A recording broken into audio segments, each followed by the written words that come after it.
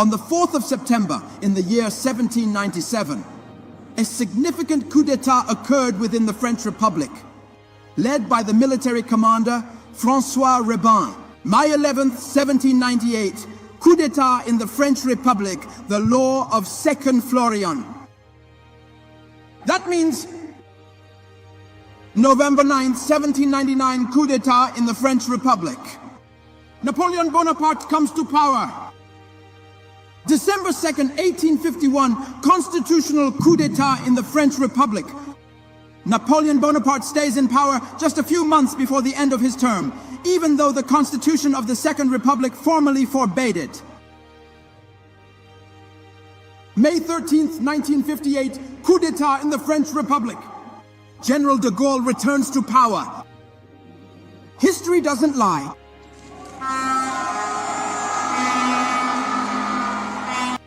History doesn't lie, unless we let liars tell it.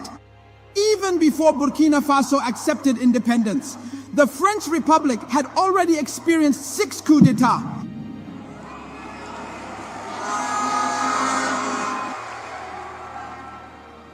So understand that we are in version 2.2. Just consider that at the end of 2023, in the ranking of the 10 greatest Frenchmen of all time, and surprised in second place, Napoleon Bonaparte, the putschist. In this version 2.2, when it's them, they're saviors, and when it's us, we're putschists. When it's them, they throw flowers, and when it's us,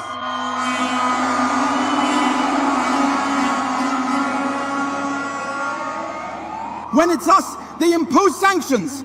When it's them, it's the red carpet, the greatest man of all time. And when it's us, they get furious, and like chameleons, they change their colors. When it's them, democracy means letting the people choose.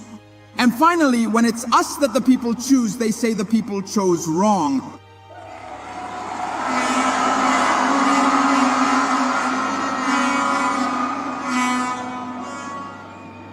Democracy is free choice, and dictatorship is when something is imposed.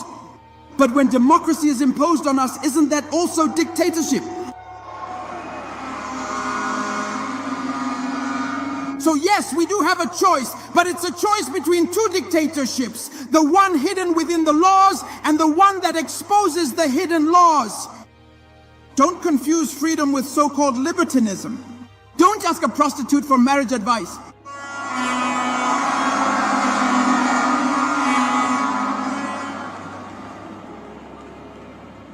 They have double standards, malice and scheming. We can't choose between the two. They make our own scales for us. They practice the politics of the sorcerer, frightened to capture the soul. But when you try to capture a stallion, you should at least think better than a donkey. That's why they have... When they're the ones forming unions, there's no problem. But when we're the ones making an alliance, suddenly there's an issue.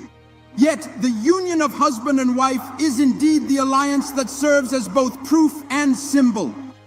That's why when we refuse, we say no. That's good, but it's not enough. In the realm of communities, when you refuse, you leave. And if those who leave are 2 or 3, well, it's those who stay who are in danger.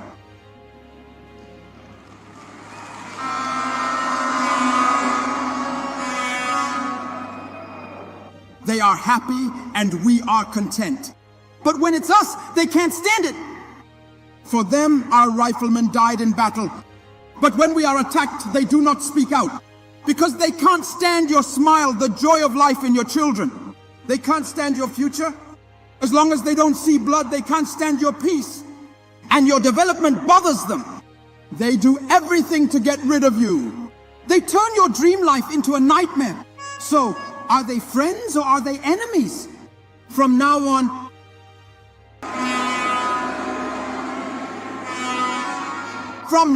when facing enemies, we keep our hands firm. But you also need to look among your enemies for those who train them. That's why,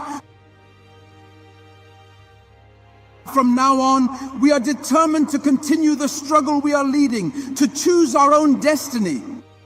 Because if you risk finding them, by finding them, you are taking a risk. And so you risk succeeding. By freeing this country from the colonial legacy, you also risk succeeding against the predictions of the pessimists. You risk building a proud and free Burkina. You risk finishing the job. What Sankara would have done if he had been allowed to live.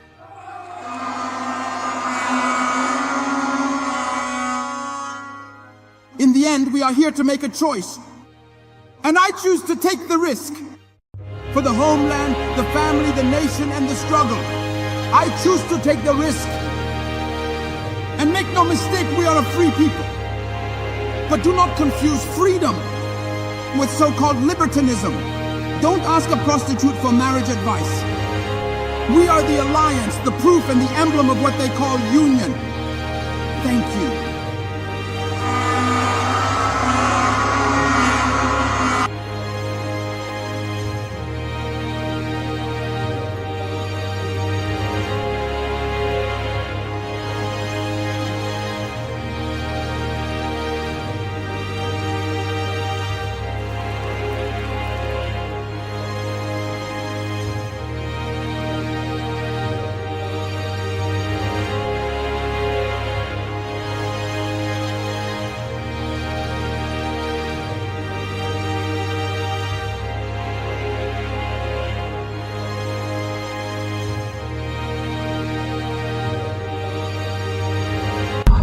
Wow. Greetings and welcome everyone, family, brothers and sisters. African leaders have arrived in Addis, Ethiopia for the African Union Summit.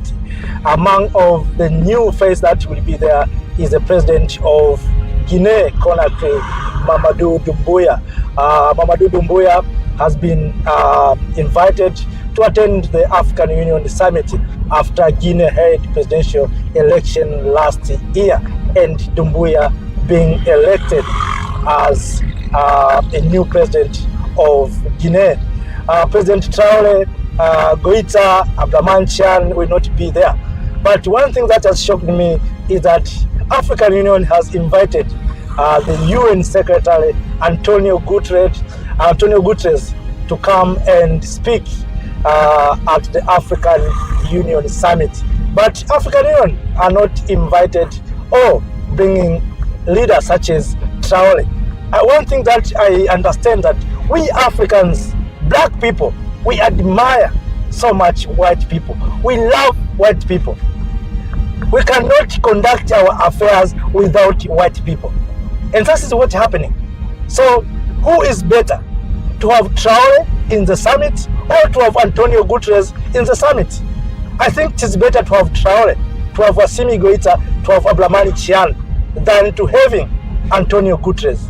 Antonio Guterres, yes, is a UN secretary, chief secretary, or UN leader, but Traoré is our own. Goïta is our own. Abdurrahman Chian is our own. When we discuss things facing Africans, we need to have people who are living in Africa. We cannot discuss issues facing our mother continent without having Africans who are responsible.